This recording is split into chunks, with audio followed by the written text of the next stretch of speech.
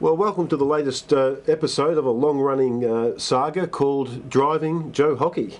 Because at the moment he's driving the whole nation to distraction, isn't he? Well, you might say that. He did an interview yesterday where he talked about the fuel excise increase they want to bring in. What they want to do is index fuel excise the way it always was, so that they can start to generate more money to pay for roads. And he said that higher income people pay more than poor people, but then terrible choice of words, he said that poorer people either don't have cars or don't drive all that far, and he's referring to probably pensioners, people on low incomes, maybe university students and the like.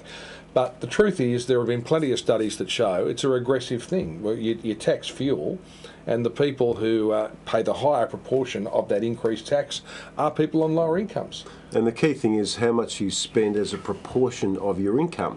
And therefore, most of the studies done around the world have shown that lower income earners tend to spend far more on transport and housing than those at the other end of the scale. Yeah, and then the problem here is that it goes to a budget where they are trying to deal with a problem, and he hasn't sold it properly, because we don't have a budget crisis today, but unless the budget is actually fixed, the structural deficit, the structural problems, unless it's fixed, we will have one. And this goes all the way back to before Kevin Rudd was elected, back to Peter Costello's days.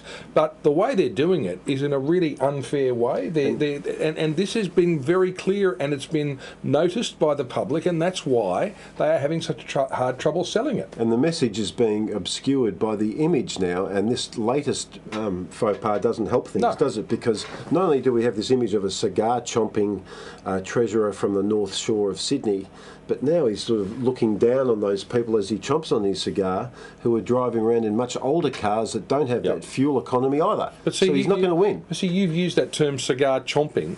He smokes cigars, right? And he was photographed smoking a cigar on the eve of the budget, and now every cartoon, every reference to him has the cigar included as a symbol of him being lording it over people.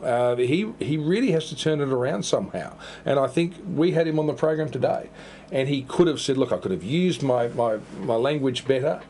He's got a problem selling things. He's going to have to find some sort of a circuit breaker. Maybe you should introduce a new tax on cigars.